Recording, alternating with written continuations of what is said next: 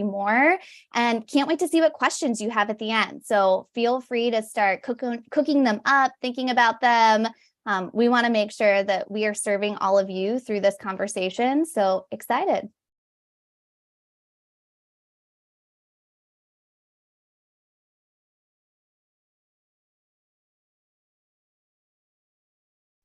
All right. Thanks, Brittany. No problem. Fantastic. Hello, everyone, and welcome to your weekly Power Lounge. My name is Amy Vaughan. I am the owner and Chief Empowerment Officer of Together Digital, a collaborative and diverse community of women who work in digital and choose to share their knowledge, power, and connections. Learn more about us and join the movement at www.togetherindigital.com. Today, we're going to explore the essential qualities and actionable strategies that are required to be an effective leader in today's rapidly evolving workplace, where purpose-driven employees are on the rise. We all want to work for more than a paycheck. Surprise, we want purpose. We want value. We want to know that what we're doing not just feeds our family, but feeds our soul. And today, our guest, Brittany, is the founder and career catalyst at What You Do Matters. She has over 13 years of corporate experience in team building, leadership development, and marketing communications. Brittany brings a wealth of knowledge and expertise to the table. Her dynamic speaking style and dedication to empowering professionals makes her an engaging and inspiring speaker, as you will see today. Known for her can-do spirit and relentless positivity, Brittany is deeply committed to helping individuals navigate their personal and professional growth, which is something we all have in common here. We love personal and professional growth. It's a whole, we're whole people. She is passionate about creating and flourishing cultures, promoting manager excellence through organizational development practices, and her educational background includes Master of Science and positive organizational development. I love it. And change from Case Western Reserve University's Weatherhead School of Management. Brittany, thank you so much for being here with us today. So excited to be here. So much fun. I know, Amy, we've had some really good conversations, and I have been the biggest fan of Together Digital for a long time. Was at the national conference in 2019, which feels like decades ago now. Lifetime ago, but love the community. I come from a digital background, so I know like the ins and outs of what you're experiencing. And damn, hopefully we could say damn on the podcast, but oh my God, the amount of things that you are navigating and having to stay on top of, I just feel for you so much and so excited to be a part of this community today. Awesome. Yes. Thanks, Brittany. It's so good to have you and your positive energy back. I love it. Can you tell us a little bit more about your journey and what inspired you specifically to focus on leadership development and organizational growth, having been in corporate? Yeah. Oh my gosh. I love this question so much because as a little girl, when I was taught about career, it was really this whole journey of you go to college, you pick a degree, you get that degree, you go out of college, you get a role that relates to that degree, and then you have this progressive experience within that same field, working your way up the corporate ladder, and then one day you retire and you go off into the sunset. Well, I could tell you that my experience is not like that at all. Very confused as an undergrad back in the day. I did everything from fashion merchandising to musical theater. Finally landed on a degree in communication studies. And when I got out of school, I quickly realized, well, I don't want to just climb the corporate ladder. I really want to have more of this jungle gym effect when it comes to career. So experimenting, trying a whole bunch of different things. And so for me, honestly, that's what it really looked like for 13 of my years in corporate America. I did a lot of different things. Started out working in the publishing industry, really getting a feel for magazines. That was at the cusp when magazines were transitioning from really being predominantly print and that tangible item to then moving over to online. So really interesting time.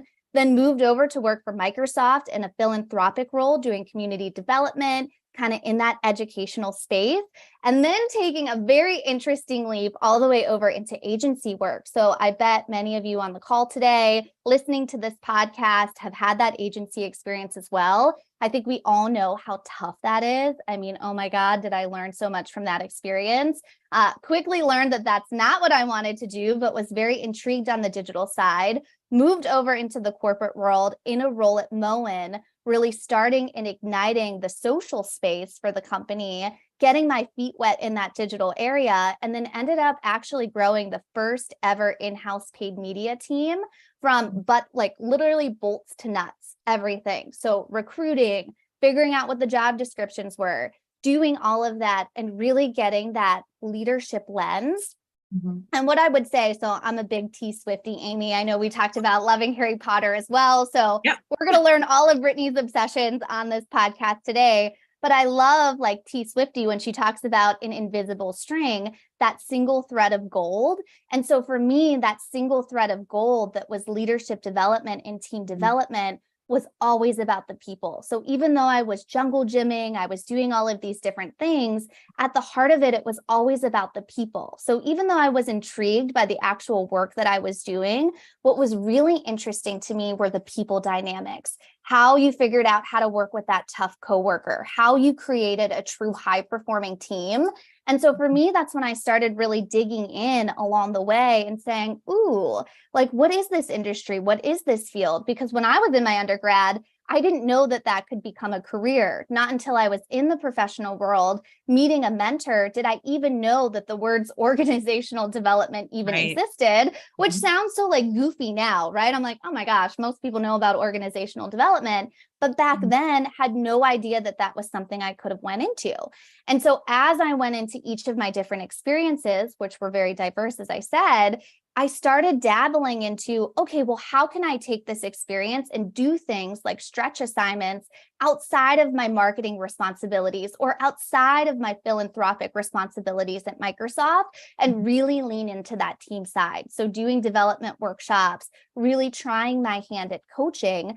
And what I soon discovered is that really there was no one out there that was teaching this new way of professionalism. It was all very, I always say the word crunchy, like old school professionalism, like think like navy suits, think shoulder pads, and not in the cool way that shoulder pads are coming back now, just very old school. And so I thought, well, we need more modern career development. We need more modern professionalism. And so 4 years ago, I started my own company, What You Do Matters. It was purely a side hustle. I wanted to throw spaghetti at the wall, see what was going to stick, get some of that experience. Did that. And then very excitedly, this past May, things started scaling so rapidly. I made that leap from corporate America full time into What You Do Matters because there's such this desire for new age career development. And that's really what we're talking about today. As you know, Amy, it's really this purpose-driven workforce. Things are different. People don't want to be micromanaged. People want that empowerment. And we really need that training and development to teach people those tangible skills. So that's kind of my story, kind of all over the place, but it's been honestly an eclectic journey. Well, and I love your analogy of instead of looking at it as the corporate ladder, like look at your career as a jungle gym, one that invites play, exploration, risk taking, doing challenges. And to me, it just feels like a more like it's just a healthier way to look at. I think sometimes we've been conditioned socially to kind of see our career paths as being very linear, that sometimes when we get side railed, or there's an opportunity for us to not just grow professionally, but personally by taking on a new challenge that maybe we didn't see ourselves taking, it's so scary to leave that ladder because you just keep climbing up and up and up and up. And you're like, well, I got to climb back down or I got to jump off. Whereas it's like a jungle gym to me, it's just such a great analogy because you're kind of just making a pivot. You're turning, you're trying something new, you're playing. And to me, it keeps you more open to other ideas and opportunities. And yeah, for all you T Swifties out there, like that invisible thread, like looking at your whole career and life and like even from childhood, like you even started in childhood. I love that. I start my career story with childhood because 8-year-old Amy is always very happy with where she is now. And that's how I know I'm in a good place with the work that I'm, fortunate enough to be able to do right now, is that because there's so much about us that gets determined at such a young age. And then everything else is filtered through society. So when you start your career journey and who you were with when you were younger, to me, I'm like, oh, you're satisfying a need and you're fulfilling a purpose that has long been standing inside of you. So I love the jungle gym analogy. I love that you took that leap from, corporate to entrepreneurism. I'm seeing that a lot more as well. You're going to be inspiring a lot of listeners with that story. We have a whole entire group of entrepreneurs, solopreneurs that has been growing among our community and Together Digital that meet monthly as a peer group and as a mastermind to share what they know, what's working for them, what's not working for them. And I've seen so many more women be brave and take that leap. And I think we need more women-owned businesses. We need more women running companies. And it's like, if you can't get there through these bigger organizations, then by all means, if you've got the ability and you feel like you can take that risk, like do it. Oh my gosh, 100%. And I keep saying to everyone, so a lot of people are like, okay, Brittany, well, like, how did you finally make that leap? And my biggest thing I say is I just had a tiny bit more courage than fear. Just a tiny bit, not 50% more courage, like 2%, but that got me over the line. And sometimes it's just that little bit that helps us jump into those big decision-making moments. Still scary. It's always scary. Always scary. Yeah. Kind of scary than working for somebody else and waiting to get laid off. It's different kind of scary. As organizational development goes, another I'm a big fan of Adam Grant. I don't know if you've read any of his stuff. He teaches Adam Grant. Development at Wharton. And one of his books, I'm trying to remember which one it was. I've read so many of them, but he talks about the guys who started Warby Parker, and he talks about how he didn't invest in them initially because I think it was original thinkers or originals. And he talked about how he didn't invest in them at first because they were hedging their bets. They weren't going all in on their startup. They were continuing to work their internships while creating their MVP for their new business. But because they were hedging their bets, they were able to kind of have a slow on ramp. I think sometimes we have this mentality too, that going into business for yourself or entrepreneurism has to require this huge time and money sacrifice. You could actually be really smart about it and kind of take a more measured approach to it. And it sounds like from what you shared, that's something you did. So as you were talking, I was kind of reminded of the Warby Parker guys and poor Adam, not that he, needs to be investing in more things. I'm sure he's doing quite fine on his own, but he was just like kicking himself because, who doesn't know Warby Parker now? Right. It became such a huge deal. Oh, 100%. Well, and that's why I love the idea of a side hustle too. I think it's so interesting, and not only from the benefit of like the entrepreneurial mindset and having your own thing, but honestly, I've seen it have such a positive impact in your 9-to-5 job because you're able to experiment and play so much in that side hustle. And then there's so many parallels that then go over into your working gig or job, whether that's in corporate America or a nonprofit, or maybe you're even at a startup, but it's not your own thing. And so I just think that brings such fresh perspectives and fresh energy as well. So it's kind of this like really cool reciprocal opportunity when you have that side hustle. Absolutely.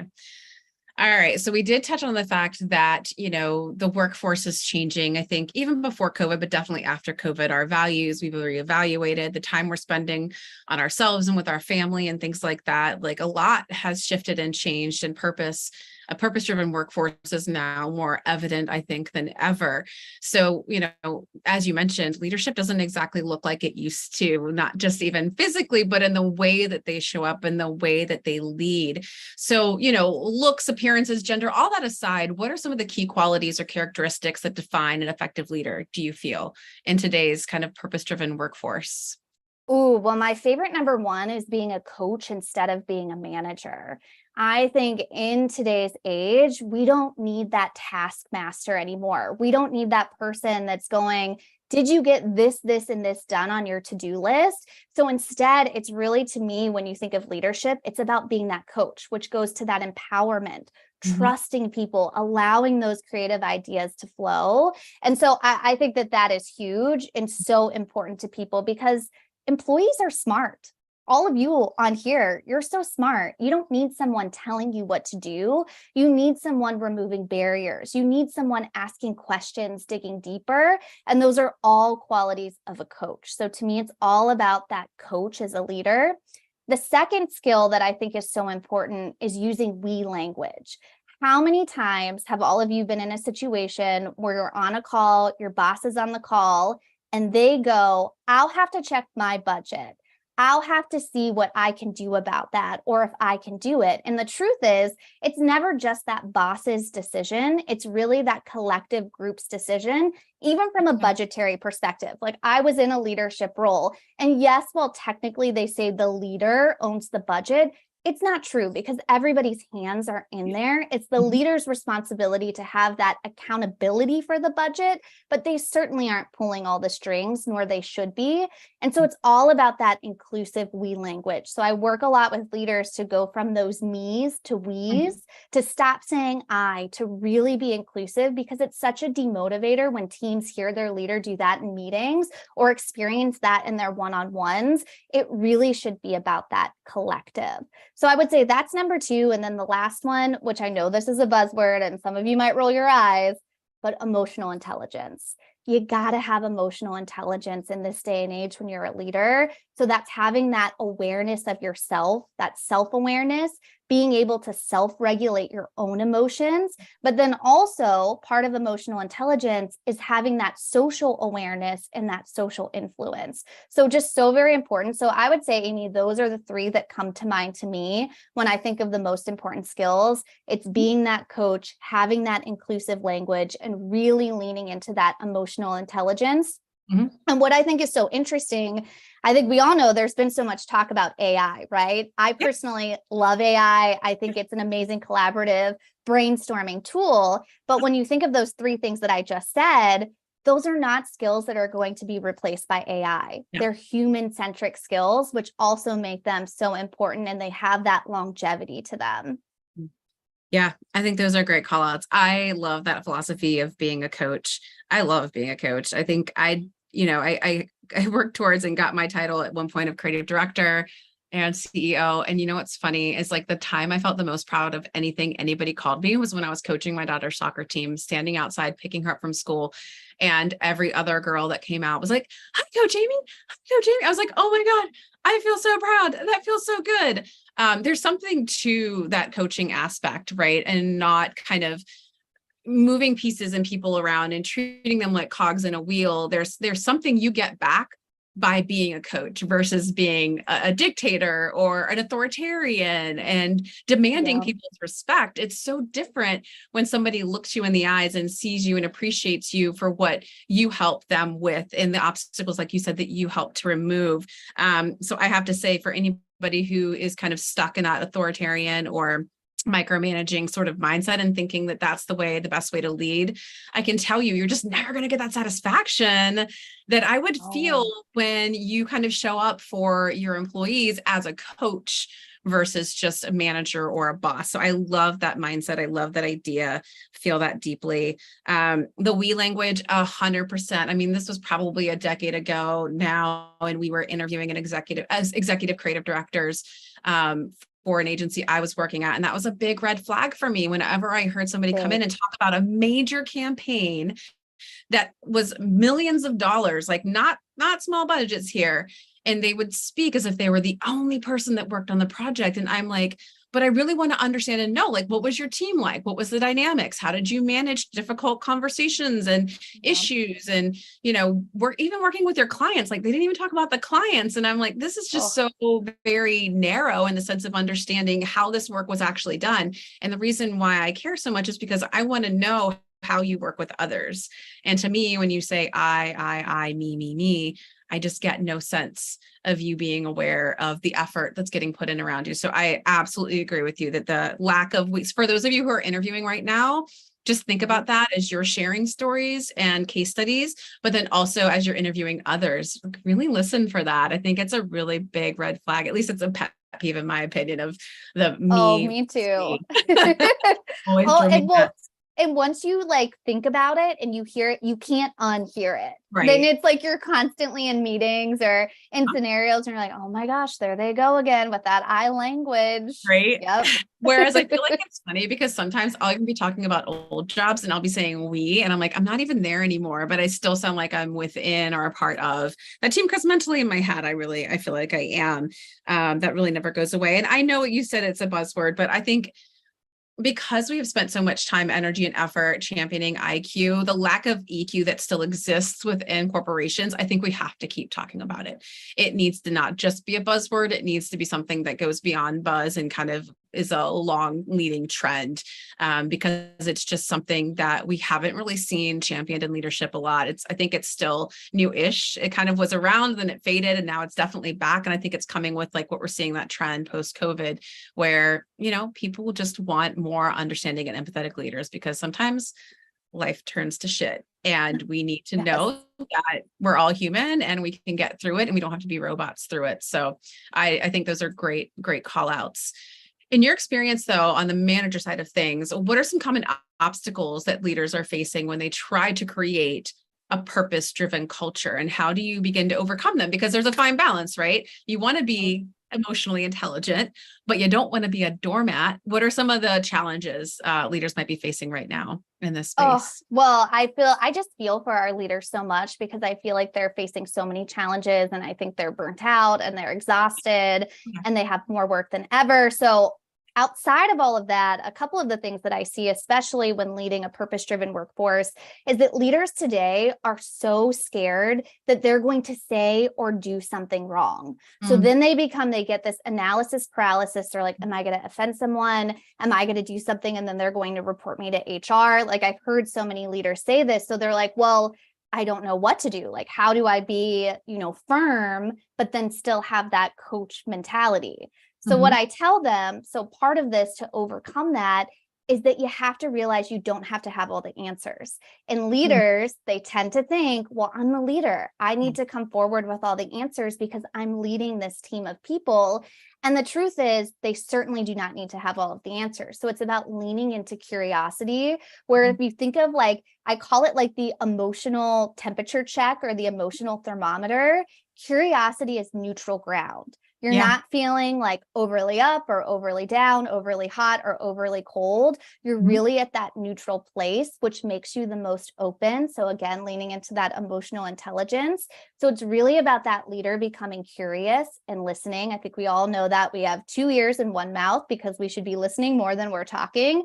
We tend to forget that. I tend to forget that myself sometimes, but it's really about leaning into that curiosity, listening, allowing the team to pull forward how they're feeling, what they're thinking, what they need, their ideas and perspectives, so that then they're bringing the different things to the table. And that leader isn't feeling like they're going to overstep or understep or not take action at all. So I would say that that's number one from an obstacle perspective, and then how to overcome that.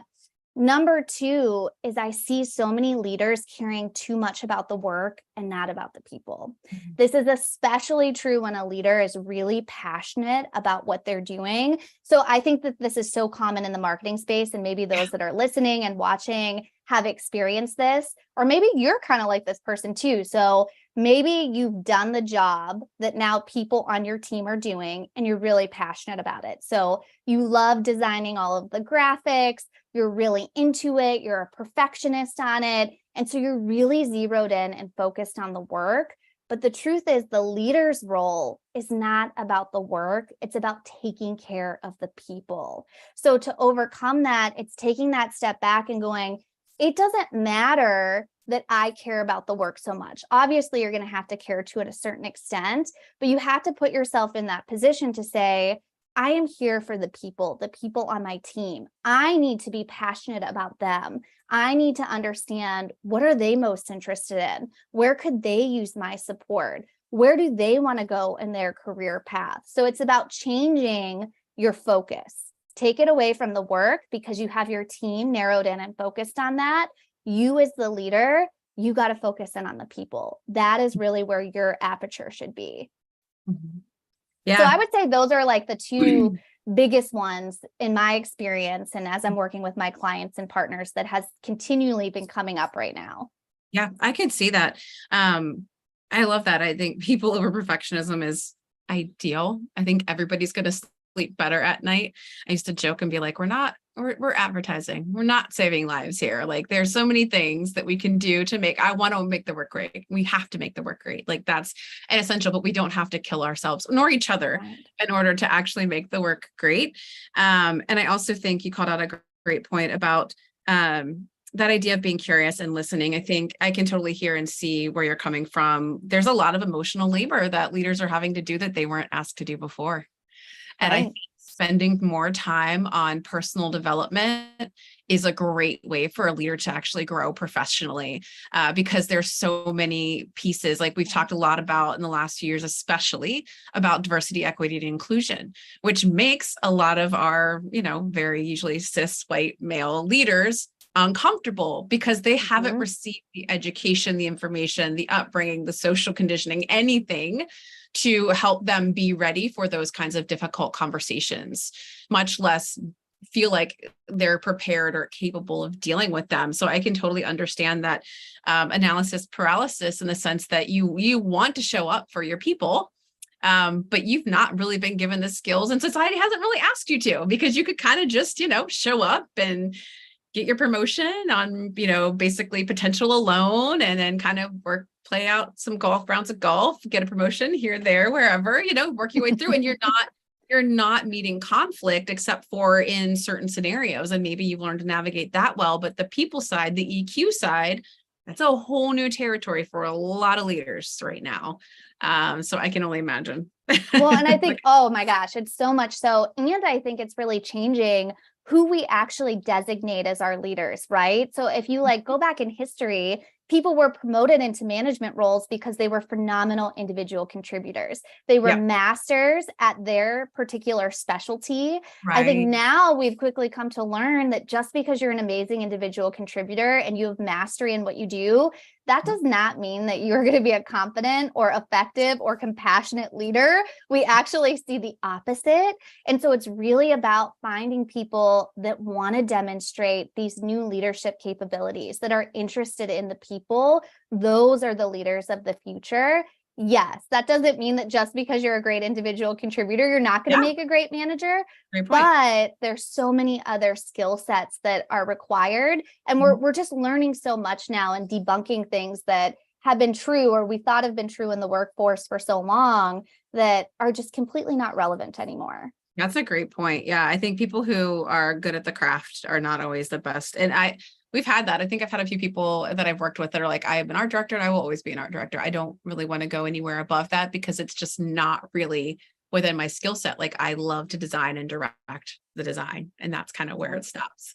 Right? And it works even outside of our industry. My brother-in-law for a while there got promoted as a programmer to a managerial position. He was like, this is awful. Demote me. Like, I don't want to do this. This is not right. And I'm so glad that he had the self-awareness for that, to say like, I want to go back to what I was doing because this is just not an area in which I feel strong. I'm a great developer and I work well with my development team, but I don't want to have to manage the people. That's just really not. And I think too, when we idealize, growth in our career, for whatever reason, we see it as like title climbing. And that's again, why I like your jungle gem analogy, is because it's like, it's not about the sequential growth of, of one title over the next. It's really just, learning the best of your skills and kind of playing with that and exploring. So again, love the jungle gym strategy. I'm going to keep using that. I'm totally stealing it. Oh, you could steal it. But it's so true. And that's where I'm really pushing our organizations though, because they have a lot of responsibility in this. Because if you think about it, if you are this individual contributor, so on my past media team, I had an amazing gal who came to me and she said, Brittany, I don't want to be a manager, but the problem is that I feel like I'm not going to be able to grow in my career unless I go in that manager route, because there's no promotion opportunities. There's no career laddering if I don't go into people leadership. And so that's where one of the things that I'm really trying to work with organizations on is that they need to rethink and blow up these career ladders, because there needs to be promotional and progressional opportunities for people that don't want to be managers, or else we're just going to be caught in this pattern of having people that don't want to lead, which means that they're not going to lead well. And then those people that they're leading are in a miserable position because they have a leader that's not empowering them and giving them that autonomy. So it just becomes this horrible chain of things. So organizations, they have to get more skin in the game on this and start creating these types of opportunities that really help support people that want to be managers and then those that don't. Yeah, I love that. That's great. Yeah, I mean, a lot of these problems are systematic. You've got to kind of get into the system. I've got a question about employees, but I'm going to hold on that one, and we're going to keep talking to and about managers for a moment. What role does a manager what role does manager excellence play in driving organizational success? Well, I think that managers, obviously, I think we all know this, are just so, so important in an organization. But that role of a manager is changing so dramatically and needs to, like, as we talked about, that manager really being a coach. So when I think about manager excellence, number one is getting the right people in the role, which we just talked about. We cannot continue to put people in those management positions that, one, don't have the training, which most organizations don't have new manager training. So there's a huge gap there, and making sure that people have that skills. But I think really what manager excellence comes down to is a desire to lead, and then a desire to lead, not for the power to Yes. lead and the control of leading, but really in service of the collective. That is where you find great leadership. That is where you find manager excellence, not in the people that say, well, I want to lead because I want to have control and I want to be the decision maker. That is like red flag nation right Right. there.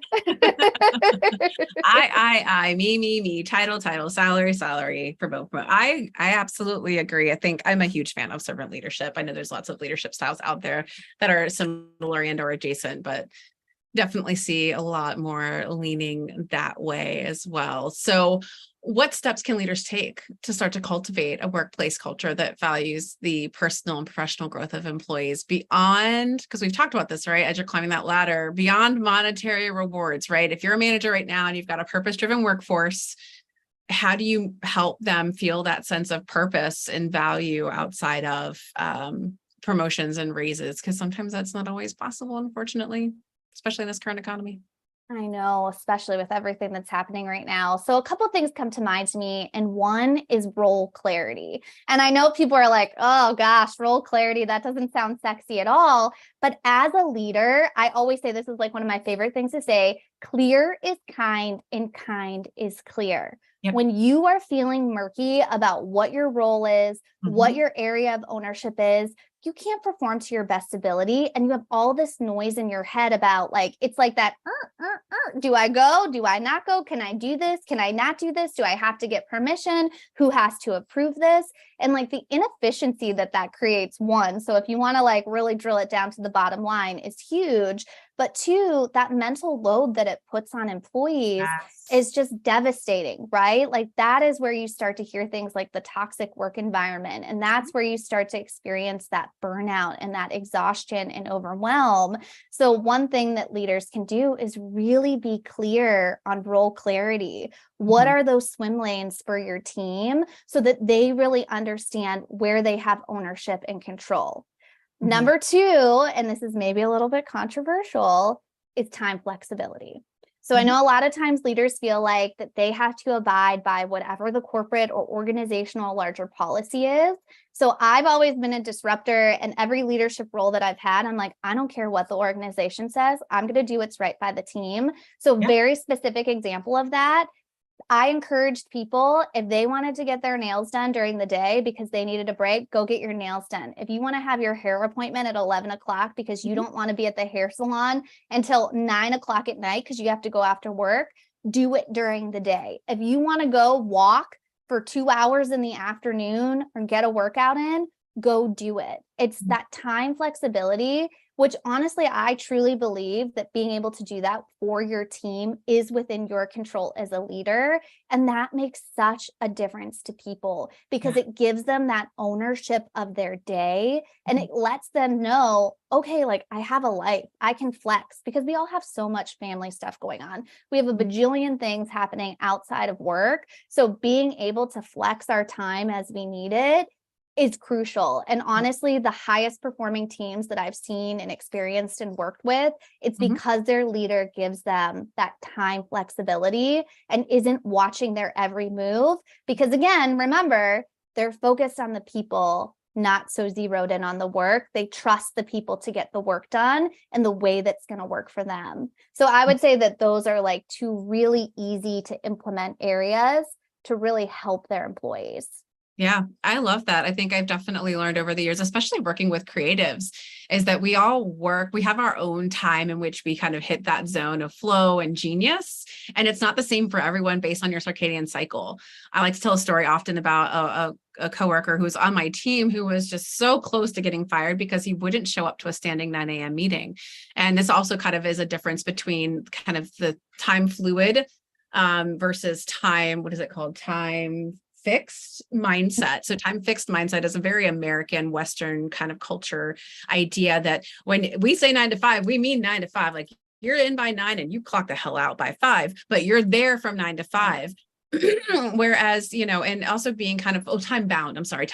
And time bound also means like, if I show up for coffee or dinner or a meeting 5 minutes late, I see that as a huge sign of disrespect. The other side of that, though, is time fluid, which tends to be more Eastern culture, European, where it's like, it is what it is. Like, I will show up and work when I am able to show up and do my best work, which might means I'm here from 10 till 9, like 9 o'clock at night. Like, he would work late and get his stuff done, and his work was always great. But that team standing meeting was just really hard for him because he was always here late the night before, and he would sleep like that. His circadian cycle was just different. So explaining to him and helping him understand, she's time bound, you're time fluid.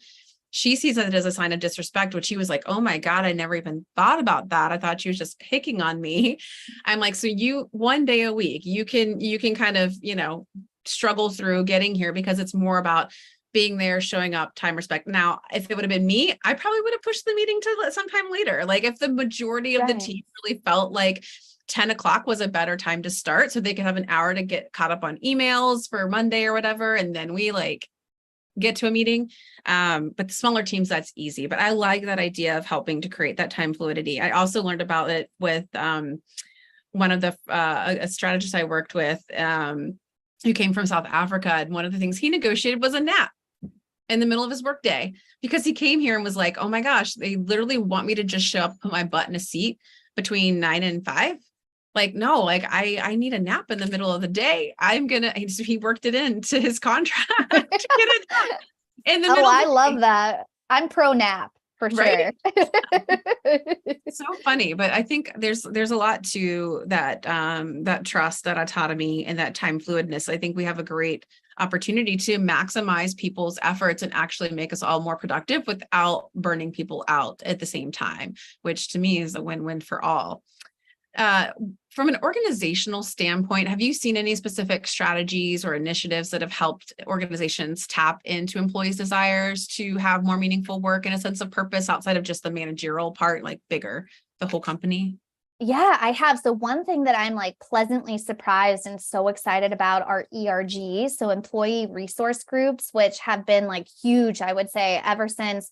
Really, obviously, we know they've been around a lot longer than post-pandemic, but really after the pandemic, they have just been a wonderful, wonderful way for employees to engage in causes that resonate with them and give them the opportunity to do work outside of their normal role that they really, really care about. So I love seeing employee resource groups grow. I love that that is becoming a whole part of the DE&I and B, the belonging strategy. I think that that is critical. And I would love to see that continue to expand. But I'd say that's one way that across the board consistently that organizations are doing a really nice job of giving employees that opportunity to lean in that way. And they're actually making great traction for the good of employees as a whole. So at the organization that I was previously at, one of the really cool things that one of the employee resource groups was doing was increasing the parental leave policy, making it better, making positive changes. So I just see these employee resource groups being critical, phenomenal, moving that needle forward. And I would love to see organizations continue to lean in and provide more funding for those areas. I am with you on that. Julie's giving a smirk. I can see her on camera. She's like, is Amy going to go on her soapbox about ERGs? I will. I didn't know this was a soapbox for you, so I'm excited about this. So before Together Digital found me, I should say, and before I became a member and eventual owner, go back to the very first episode if y'all want to hear that story. But I helped to start an employee resource group before ERG was a term within my agency. It was a women in leadership group, and it was inspired by the 3% conference, which at the time was talking about the fact that only 3% of creative directors were women. Didn't know that I was in such a small company. Was kind of too busy with my head down working. And I think I love ERGs. I agree with you. I think that they're an important aspect because they're not just an outlet for your employees. They are an opportunity for you to listen and learn from those marginalized groups. The soapbox moment I have is that because I sometimes feel as if DE&I and ERG groups are a band-aid and kind of a sort of what's the word? It's like a not a pandering, but it's just more of like an image type of thing. They hire somebody for DEI, but then that person, I mean, there was like, I think it was, I heard a stat somewhere and I could be totally wrong. Correct me in the chat if I am anybody. But there was like 43% of the DEI hires that happened between 2020 and 2022 have been laid off. Like the layoffs have been huge. ERGs are vastly underfunded. What I hear and see in working with these ERG groups and having been somebody who supported that is that you are basically asking the people who are marginalized to create the safe space for other marginalized people on top of their work. So you're asking them to do free work. So I agree. Start investing in employee resource groups, but invest, like bring in outside consultants to help provide content. Don't ask your women and people of color and your LGBTQIA community to go and find speakers and coordinate events and then expect everybody to show up, because these folks are the folks who need this space themselves. And so I think that was kind of like the sort of tricky double-edged sword of ERGs. While I love the intent of them, I just feel like there's a lot more opportunity to make them more impactful and more helpful for those who really need it versus just oh, look at us, we have an ERG group, so we care about DE&I. We have a DEI expert that sits in the leadership room, but it's the only person of color. It's the only woman that sits in the entire C-suite of 5 or 10 people. So I think, yeah, I'll get off of the soapbox now. I'll climb down. No. I completely agree with you. And I think that that's a lot of like the external image of ERGs, because like on the inside, when I talk to people that are part of the ERGs, it's one of the only few ways that they feel seen. It's one of the few opportunities that they have the ability to get exposure to different groups and different teams. So I do think their intent, like you're saying, is so good. The execution leaves a lot to be desired. I think we could all say the execution of them, there's so much work to be done. But if that could take a turn and we can get that more right, I think that these ERGs have a lot of runway to be hugely impactful, because people are flocking to them within organizations because they're looking for that level of support and those opportunities available through them. I think the organizations are just not prepared and not keeping up their full side of the street to make them what they need to be. So I'm right there with you, Amy. I totally acknowledge all of those things that are not quite right with the ERG. It's a struggle. I understand. It's a struggle for them too, because it's like, they don't see the short-term ROI. They're not thinking through the residual long-term ROI, the long game of employee retention and engagement, diversity of thought and innovation, because those are things that you're not going to see on a quarterly report. You're going to see those over the years. And I think that, especially again, given the current economy, I want to run a business. I get this. Like, it's a hard line to have to kind of draw in the sand, but it's something that does require something beyond just tasking volunteers with. Like, I think you really do need to invest in those kinds of programs and show that you're willing to bring in outside help to support and facilitate the conversations that need to happen. And not just for those marginalized groups, but even for the leaders, so that they learn to how, like we talked about earlier, to learn to have those harder conversations and not feel at such a loss when they get pulled into those spaces or those conversations. So, all right, from an employee standpoint, so since we kind of got on ERGs, they are employee resource groups. I know they're not always run by employees, but in the ones I've seen and been around, they mostly are. Outside of ERGs, how can purpose-driven employees contribute to a thriving and successful organizational culture?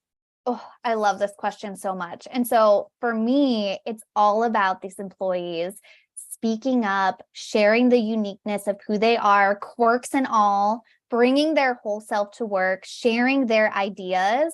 And for me, it's about that collective view, because we tend to forget that there are always going to be more employees than there are leaders in an organization. Always more employees. So with more people, there is more power. So it's really collectively rallying behind what changes do you want to make? And again, we're taking out the ERG perspective and DE&I, but like even workplace changes, access to tools and technology, which is like a really big one within organizations. And really a ton of people have great ideas around this, but many times the leaders are going, well, we've always done it this way. We've always used this particular tool or resource. We're going to keep doing that. So we need the collective to come together, because again, that collective is where that power is at, outnumbering those leaders to come forward and go, no, no, no, like we are raising our hand. We are saying we need something different. So I think that that is hugely, hugely important. And so it's being that challenger, it's being that disruptor, which I know is very uncomfortable. A lot of people don't like having to do that. Obviously, it's easier to go with the flow. However, to really create that change and to spark that new way of thinking, that new process, that new project, you got to speak up about it. You got to be able to raise your hand. Second, I think the most important thing for employees to remember is that they own their career development. I talk to a lot of people that are waiting to be tapped on the shoulder for that next opportunity or that next promotion. And the truth is, no one is going to care about your career, your development, your opportunities as much as you are going to care about your career. So it's that reminder that you have to take the reins of your career development. You have to bring forward what you want to do to your manager so that they can then open up the door, remove those barriers so that you can then go do those things that you want to do. And when I say do those things that you want to do, I'm not talking about getting that promotion 3 months after you've just started a new role. That's not what it is, but it's getting those growth opportunities. Maybe there's a conference like the National Together Digital Conference that's coming up in October, little plug for that. Maybe it's, having a coach. Maybe it's attending a class or other opportunity. You have to bring that opportunity forward. And we tend to forget that, right? Because we're waiting around for somebody to come and say, you should do this, or there's this opportunity, when really, if you take the reins, you're really in that driver's seat. So I think that that's a very important reminder. That's great. I love it. Thanks for plugging NatCon. I will have I'll have Kaylee drop the link for that into the chat, because it's early bird ticket sales, and then we have group too. I think that's great. I think advocating for yourself, which is a panel actually at the national conference, is such an important thing. Advocating for yourself and your own career growth in a way that, like you said, is healthy. It's for the greater good. It's not just about the ladder climb and the promotion. It's because you want to work towards something bigger that's going to help everyone. Like, all ships rise sort of mentality is just a great way to go about it. And I do think that's a dated mentality that, you just have to wait for promotion and opportunity to come to you. I think some of the best opportunities I ever received were the ones that I went out on a limb and asked for. I was working at a digital agency on Ford doing search copy, and it was such a beast, like these bulk sheets, thousands and thousands of cells. Was basically my entire day in life until I figured out how to create a little program that would help automate some of that writing and variation and writing some of the copy. So I could write my baseline copy, get it approved, and boom, just run a little program. And the rest of my regionalized copy, make model copy was done for me. And then I went and found, we had a presentation that happened from this guy who worked in their like affiliation group that got to do all these cool promotions with celebrities. And I was like, I want to do something with this. I've got time now, because I've got this thing running over here, making my copy for me. I got an offer for a strategist role out of that, and to write, which I didn't take. I said creative, but now you can be a creative strategist. Then you could not. And then ended up being able to work with an amazing team on an ESPN ad. So it was like TV ad that I'd never done TV before, and I just got thrown into it. So again, like I think looking for and asking for opportunity, even if it feels scary, is just such a smart way to sort of find and share your purpose. And if you're not talking about it, nobody's going to know. We're not mind managers, aren't mind readers. If you don't share what you're passionate about, they'll never give you that opportunity. So I did feel really honored, as crazy as it was, to help start that women in leadership group as well, because I knew it was a passion of mine. And my boss was awesome enough to recognize that and give me the space to say, go make it, create it, build it. So I love it. That's I great love that. advice to employees who feel like, they don't have the ability to find purpose. I will throw into an additional one. I think you don't always have to find all your purpose at work. I think I have a hard time not feeling purposeful of my work just because whatever I'm doing and whatever I'm in, I'm always passionate about. But finding other things outside of that and volunteering in your community, to me was definitely really helpful in sort of filling that void. So even though my 9 to 5 wasn't the thing that I found always fulfillment in and purpose in, volunteering in like organizations and with types of things that I kind of vibed with definitely helped me feel that sense of purpose, and even finding ways to like bring that into the workspace. So Oh, that is such a good one, Amy. And I love that because I'm a believer of that too. Work does not have to be your end all be all for all your joy, your purpose. Actually, it should not be, because it's just like where they say you should have all these different types of relationships in your life to meet these different needs. Work is the same way. It's going to serve one particular need. So maybe your work is not giving you all of that purpose and meaning. However, maybe it is giving you that growth. It's challenging you. It's opening you up to new perspectives. Or maybe, and I talk to a lot of people about this, maybe it's just a really good paycheck that it is allowing you to take part in those hobbies and things outside of work that are more important to you. And those are the things that give you purpose. And that job is what is giving you that financial ability to do those other things. So I agree. I think that is a really good call out. And I mentioned to Kaylee too in the chat, and she just shared the link, not just to the national conference, but I forgot. You also reminded me of another book called it's by, I think it's Lovey Jones. It's Professional Troublemaker. When I read that headline of her book and listened to her podcast as she has a podcast, and then she was a guest on We Can Do Hard Things. That's how I heard of her initially. I was like, oh my God, this is me to a T. I was always in my manager's office outside of just doing my work and trying to do a good job and help the team and all that kind of stuff. I was always asking the questions, which is funny. You're not always in the best place or kind of company or culture when it's like, oh, do you always have to ask so many questions? I knew I was in the right places when people were like, we love questions, please ask some. Bring them forward. Yes. So on that note, I'm going to pivot to because we're getting close to time, to one of our questions that we had in our chat. Check out Lovey's book and her podcast, by the way. Even if you're not a professional troublemaker, she's going to inspire you to be one in like the best way possible. So this one's from Casey. Hey, Casey, she's in our Cleveland chapter. For people in sales, there's often a culture of competition. So true, which is why I don't love it. Between other companies and potentially within the company sales department, the sales manager usually is all about driving numbers with little or no thought to any purpose-driven needs for the customer. Let's be honest. Yeah, I agree with you. And Brittany's nodding her head too for the listeners. Oh, yeah. However, as a salesperson, it is so important to stay positive, upbeat, and optimistic to be successful. What options do we have to support each other in a non-competitive way without paying big bucks for some organization to simply support each other with the challenges of being in sales, yet staying human? Great question. Ooh, such a good question. And I love talking to and talking about sales folks because I think they're in such an interesting position. I think especially women in sales are in such an interesting position because it's historically very much a male-dominated field, which Casey, I think that's where a lot of these behaviors have come from, right? They're really these male-dominated cis white men behaviors. Yes. Oh, I love that. Yep. Butting heads in that way.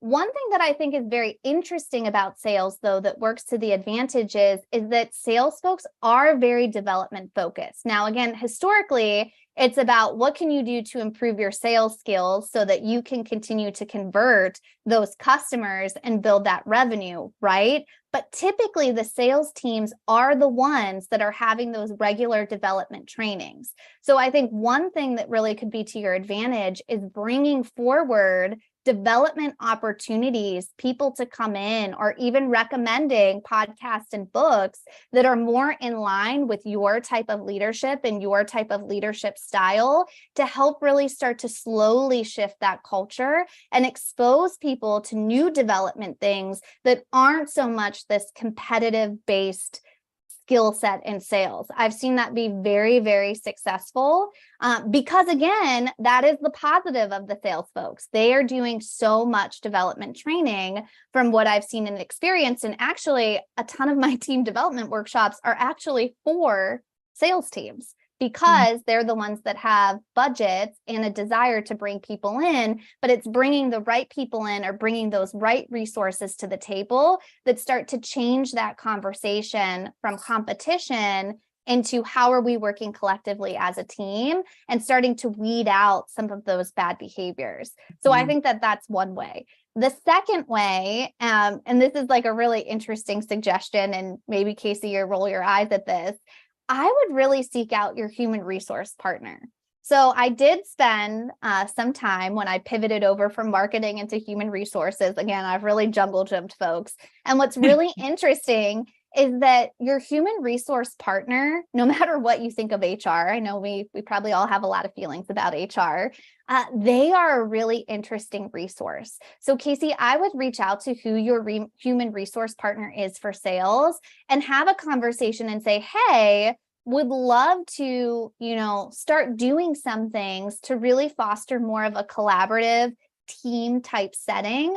What suggestions do you have? Because I found that human resource partner has a lot of interesting pool and may be able to bring up some internal resources that you didn't even know were available within your organization. That's great advice. Casey, was that helpful? Am I allowed to speak? Of course. Okay. So, all very good. My challenge actually is right now I'm at a very small firm. So I am kind of the lone sales department. And I'm at a place now where they've never had a director of business development. And okay, so I don't know, this is podcast, so they could potentially listen later. But so the challenge is that the anxiety that comes internally from like one of the 6 other people, one of which is a triple-hatted person who is ops, HR, and something else. Oh, wow. They get anxious, and I'm like, well, okay, I can't deal with the anxiety if I have to roll with the punches. Like, okay, we didn't get this one, we'll get the next one. Because if I walk in to a sales call with desperation, I'm never going to close it. And I have to keep telling them that. And I have to explain that when I go to an event, I'm like listening to intense music before I go. I am like psyching myself up. I mean, it is a whole thing, for me to go. And that's part of the reason you hired me, because not everybody can do that. I mean, I'm one of those people that I have no fear of going up in front of a room full of people on a stage and talking to people. Like, that's most people's number one fear. No, I have a fear of like, I couldn't be a nurse. Like, touching people skeeves me out.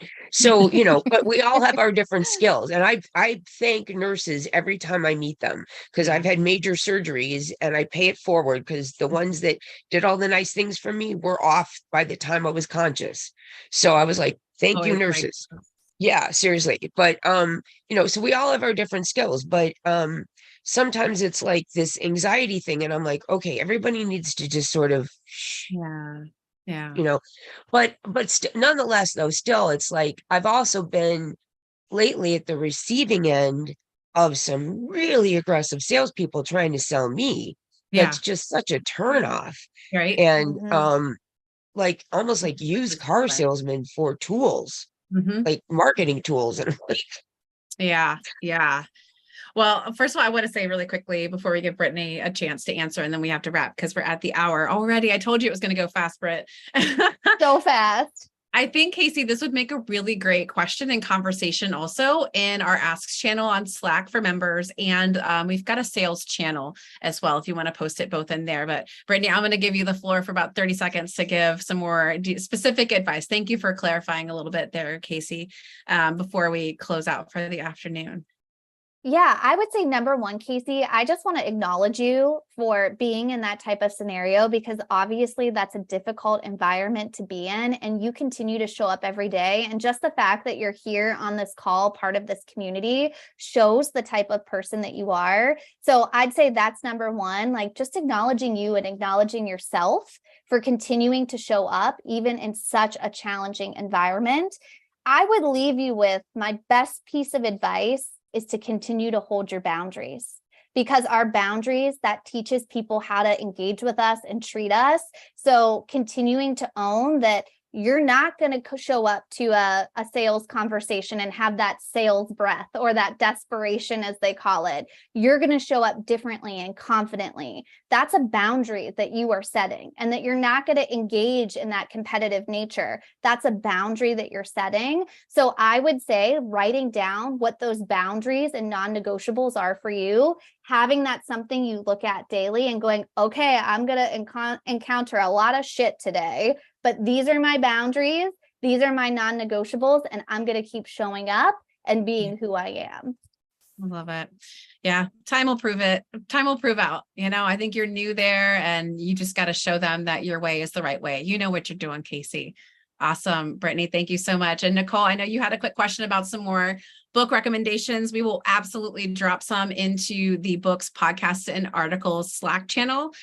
So members, be sure to check that out, because I've got like a whole list of Adam Grant, Brene Brown.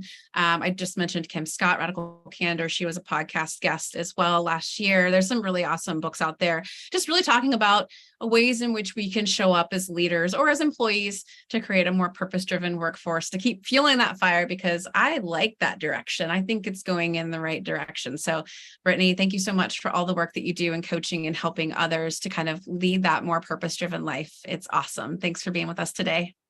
Thank you so much, everyone. Bye-bye.